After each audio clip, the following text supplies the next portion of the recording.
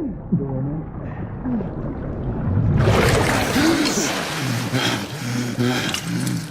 up, friend. We were about giving up on the ghost there, didn't we? Fancy another rant? I'm going to get this out of the way early. The Order 1886 is not a very good first-party exclusive game. Sure, it looks beautiful and the story is intriguing, however the positive aspects of the game are few and far between, and by the time the story concludes, it hasn't found its stride. I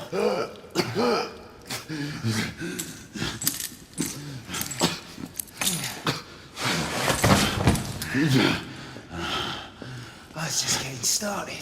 You play as Sir Galahad, a member of the Knights Order, an organisation that takes orders and carries out missions on behalf of the royal family.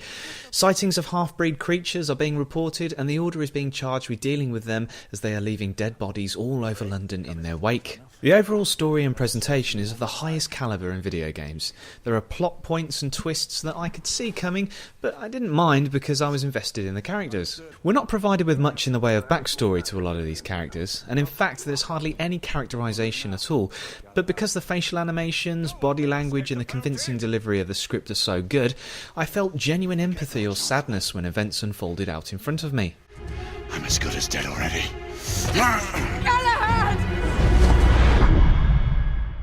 Visually, the Order 1886 is fantastic. However, the stunning good looks come at a price. Ready at Dawn have created a world which is confined to corridors, alleys and confined spaces.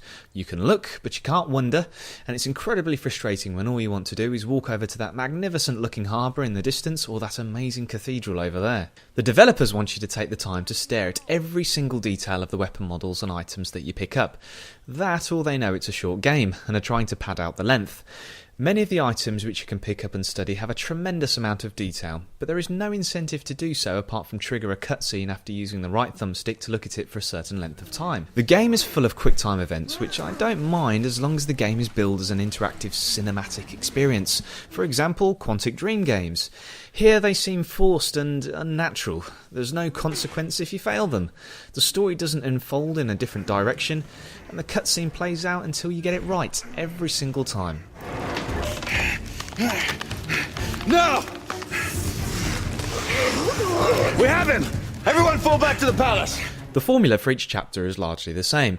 Tap X a few times during the cutscene and then slowly walk around whilst being forced to look for and pick up objects. And then you enter a shootout.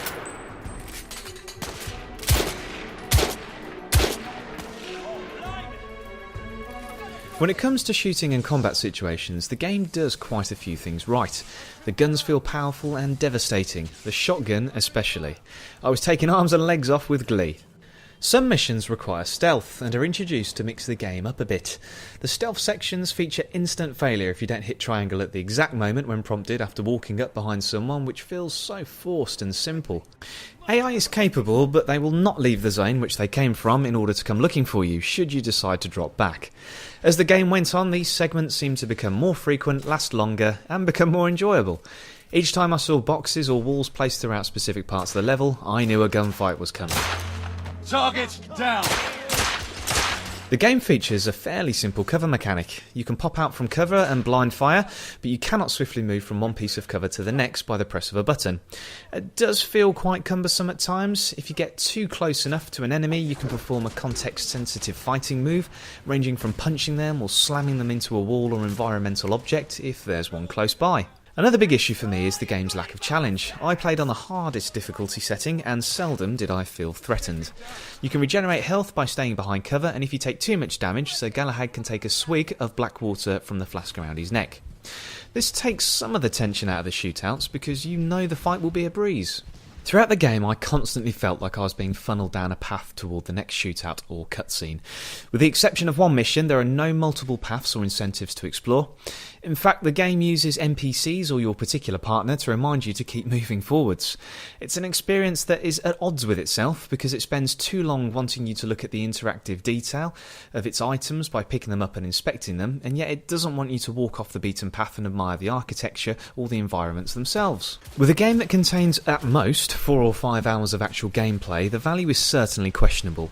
There is some quality to be found, visuals, good sound design and overall production values, some of the best I've ever seen. The game is polished and I encountered no bugs throughout my playthrough.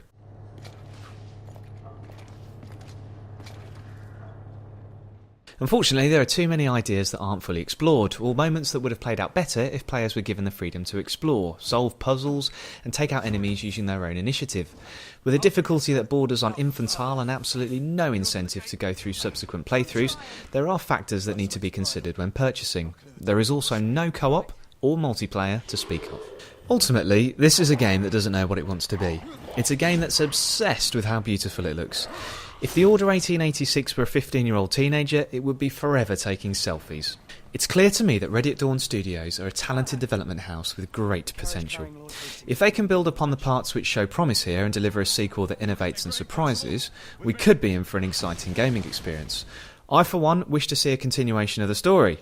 I just hope that the gameplay is good enough for me to sit and play instead of watching it unfold via somebody else's Let's Play. The PlayStation 4 is awaiting a killer app, and sadly, this is not it. Are you alright?